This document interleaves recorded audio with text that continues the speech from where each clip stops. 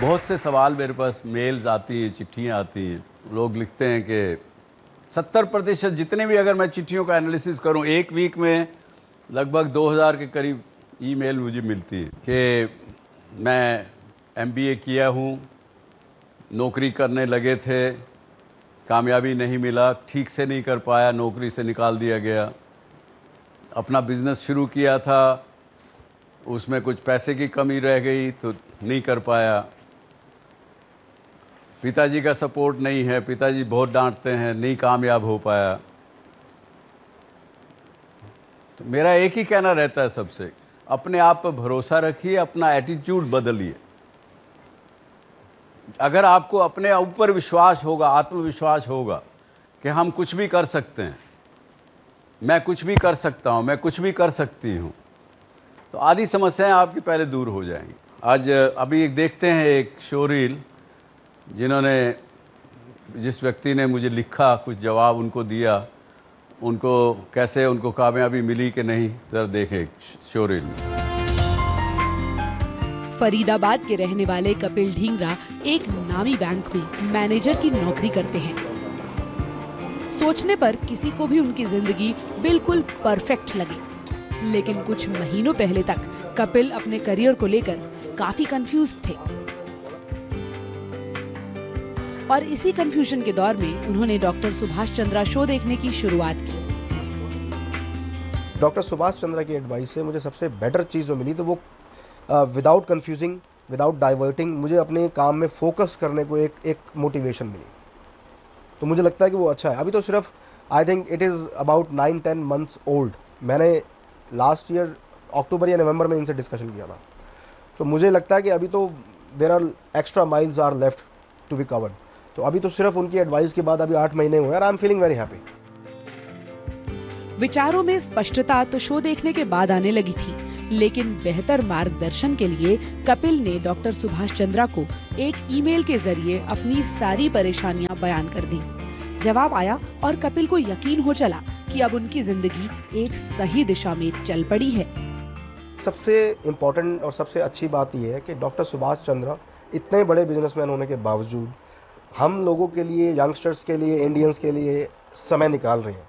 आपके माइंड में कोई डाउट है, करियर काउंसलिंग करनी है, आपको कुछ भी करना है, आप जाएंगे रिस्पेक्टेड इंस्टीट्यूशंस में फॉर्म भरेंगे, रजिस्ट्रेशन करेंगे, वो आपको फी चार्ज करेंगे और फी चार्ज करने के बाद आपको वही जवाब देंगे। उससे मच बेटर जवाब डॉक्टर सुभाष चंद्रा देते हैं, because he is more experienced.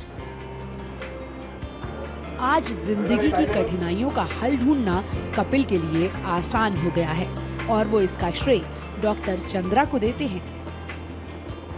I have seen that के एपिसोड को देखने के बाद कितनी चीज़ें ऐसी हैं जो डायरेक्टली मुझसे रिलेटेड नहीं है, मेरे करियर से या मेरी लाइफ से रिलेटेड नहीं है, बट जैसे वो और कैंडिडेट्स को यूनिवर्सिटीज़ में जाके अपने एपिसोड्स में उनको गाइडेंस देते हैं, तो उनसे भी अगर उन रूल्स को भी हम अप्लाई करते हैं अपनी लाइफ में, general day to day life में, we get benefit out of it. जिंदगी के मुश्किल सफर में अगर कोई रास्ता दिखाने वाला मिल जाए तो सफलता के शिखर तक पहुंचना आसान हो जाता है। और हमें यकीन है कि कपिल एक दिन उस शिखर पर फतह करके ही दम लेंगे।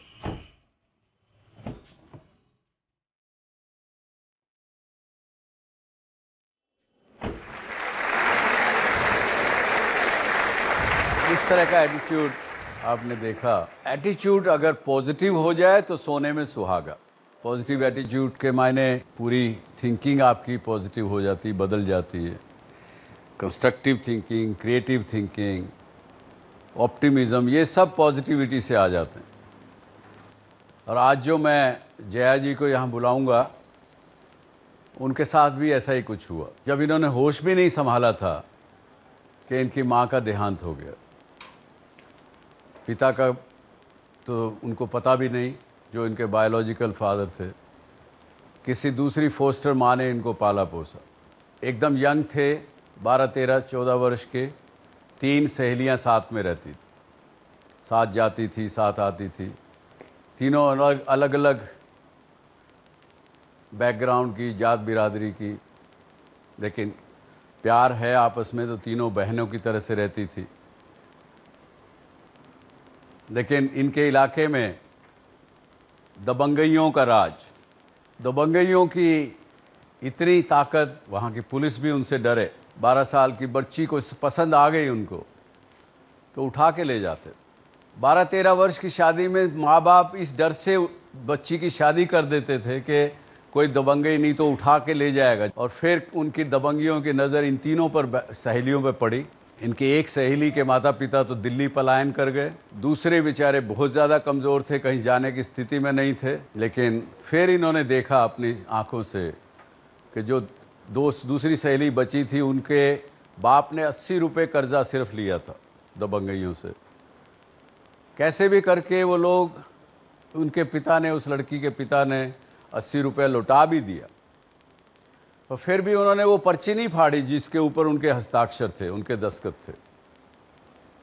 और 6 महीने के अंदर, 8 महीने, 2 महीने, साल के अंदर उनके लड़के के पास पहुंच गए कि देखो तुम्हारे बाप ने मेरे से 80 रुपया कर्जा लिया था, अब उसका 20,000 रुपया बन गया है, हमको दो, पूरा परिवार हमारे यहाँ आके खेतों में काम करो, गुलामी करो। और इनकी आंखों के सामने उन्होंने उस लड़की को, इनकी सहेली को अपने कंधे पर डाल के उठा करके ले गए। और कितने, कब की बात ये, 1997, बहुत ज़्यादा ऐसा नहीं कि कोई 40-50 वर्ष पुरानी बात हो। और उनका कहना जया जी का कि मेरे सामने उसके साथ बलात्कार किया गया, खेत में, खुले में, उस लड़की के साथ खुले में। गांव के लोग देखते रहे, किसी ने कुछ देखा नहीं, जैसे फिल्मों में होता है। तब इन्होंने कहा कि हम ये तो नहीं बर्दाश्त करेंगे, ऐसा नहीं रहेंगे। ऐसी जया जी को मैं आमंत्रित करता हूं आज आपके सामने।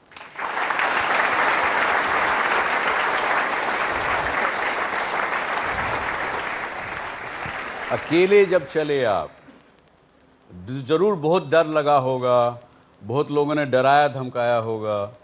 और आज आपके पास अपने परिवार के अलावा कम से कम 10-15 हज़ार लोग आपने इकट्ठे कर लिए, उनको स्वाभिमान दे दिया, उनको जीने की राह दिखा दी। कैसे किया आपने ये सब? सबसे पहले हम अपने ईश्वर और गुरु को धन्यवाद देते हैं, साथ साथ आप लोग को भी प्रणाम, नमस्कार। देखिए, हमारे क्षेत्र के समस्या क्या थे कि दबंगी राज, दबंग के विषय में आप लोग तो जानते ही होंगे कि दबंगी क्या करते हैं। हमारे यहाँ के दबंग क्या कर रहे थे कि किसी का बेटी पुतौ है, बेटी पुतौ आपका है, रख रहे थे वो लोग। किसी का खेत है, खेत आपका है, लेकिन खेत मतलब मेहनत आप कर रहे हैं, उसमें फसल लगाए आप, लेकिन काटते वो लोग थे। किसी को 100 रुपया कर्ज दिए, सूद मूर जोड़ के 20,000 रुपया बनाते थे। 20,000 रुपया दोनों तो पूरे बाल बच्चे चलो हरवाही खटने के लिए, हरवाही भी खटो, बेटी पुतौ है तो वो रख रहा है। और ऐसा भी नहीं था कि रख भी रहे हैं तो जिंदगी निभा दे, तब ना खिलौना के जैसे खेल लिए और वो छोड़ दिए। इनकी जो दूसरी सहेली थी उसके साथ यही हुआ, जिसको इनके सामने, इनकी आंखों के सामने उन्होंने बलात्कार किया। वो माँ बाप दूसरे गांव में ले गए उसको, दूसरे गांव में उसका शादी किए। लेकिन शादी करते उसके पति को पता लगा कि ऐसा इसके साथ हो चुका है, उस पति ने छोड़ दिया उसको। देखिए मनुष्य कहाँ, कितना क्रूरता हम लोगों में है, हम आदमियों में।